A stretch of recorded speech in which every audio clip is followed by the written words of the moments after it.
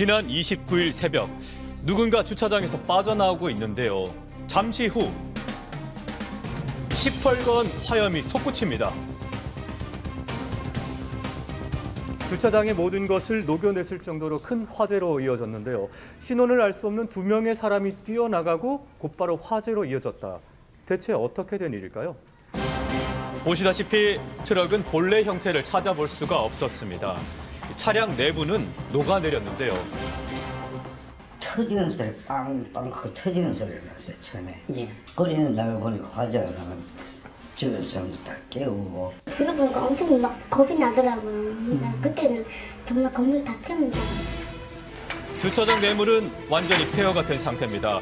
타버린 자전거와 트럭은 당시의 심각한 상황을 여실히 보여줬는데요. 자칫하면 큰 인명피해를 입을 수 있었던 위험천만한 상황이었습니다. 그러니까요. 예.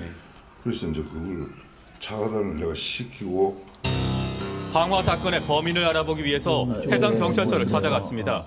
휴가 잡고 밤에 돌아다니다가 주택가의 빌라에 주차된 차량에 불을 지펴서 차량 한 대가 전소되고 그 옆에 있는 차까지 탄 방화 사건입니다.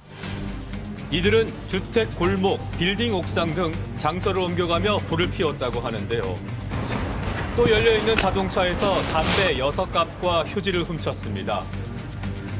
차에서 훔친 휴지가 결국 대형 화재를 만든 불씨였는데요. 하지만 여기서 끝이 아니었습니다. 그들은 300여 미터 떨어진 또 다른 주택 골목에서 다시 불을 피웠습니다. 도대체 이 같은 범행을 한 사람은 누구였을까요? 놀랍게도 그 범인은 10대 중학생 2명이었다고 하는데요. 이 청소년들 도대체 왜 이런 일을 벌였을까요? 돌아다니다 보니까 그날 날씨가 추워서 불을 붙이고 끄고 왔다라고 진술을 하고 있습니다. 일반 자동차 방화 및 특수철도 혐의를 적용해가지고 사건을 불구속 입건한 상태입니다. 이뿐만이 아닙니다. 믿기지 않은 10대 범죄가 또 있었습니다. 한 남성이 걸어가는데 마주오던 청소년들이 시비를 겁니다.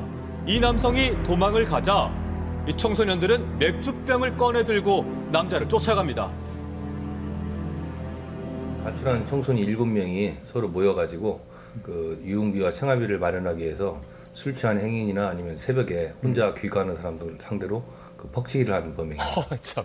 이들은 이 같은 수법으로 취객을 상대로 해서 여러 차례 범행을 해왔는데요. 집에 퇴근해 오는데 보니까 한 10명이 있었어요. 한 명이 나와가지고 저를 막아요. 가려고 하니까 막으니까 보면 하니까 아저씨 왜 쳐요? 그럼 곧 시비를 걸더라고요. 또 여학생이 하나 나가지고 난 다음에 나를 갖다가 밧지를 막 여학생까지 하는 거예요. 그럼 중학생이었다가 가다가 가니까 뒤에서 낚아치해가지고 난 다음에 그냥 얼굴하고 막 엄청나게 많이 맞았어요. 전치 시비주의 진단을 받으셨다고 하네요. 돈 내놓으라고 지갑이고 다 내놓으라 그러면서 막 내 주머니에 센터를 해가지고 난 다음에 뭐 돈 몇 푼 있는 것도 다 뺏고 도망을 간 거예요. 작물 알서책을 일단 알아놓고 그래도 역할 분담을 해가지고 너는 가서 시비를 걸고 나는 그 사람을 폭행하고 또 다음 사람은 물건을 뒤지고 이렇게 계획적으로 또 범행 분담을 해가지고 하는 걸로 봐서는 청소년 범죄라기보다 너무나 또 흉폭화되고 계획된 범죄로 지금 발전되고 있습니다. 이들은 성인을 대상으로 더욱더 치밀하고 조직적으로 행동했습니다. 청소년들이 노린 거는 금품하고 핸드폰, 금액은 한 250만 원 나오고 있는데 아직 그 피해자분들 중에는 신고를 안 한 분들도 계시는 것 같고 그래서 추가적으로 더 여죄 수사를 하고 있습니다. 늦은 밤이면 거리를 방황하는 청소년들. 일부 10대들의 과감하고 위협적인 범죄가 늘자 시민들의 불안도 점점 커져가고 있습니다. 좀 안 좋죠, 안 좋게야. 안 좋지만 그걸 어떻게 훈계하고 이럴 수는 없죠. 왜냐하면은 거기는 여러 명이 우리는 혼자니까. 혼자서 감당하기는 힘들 것 같아요. 어른들도 요새 애들은 좀 보기만 해도 무서워요.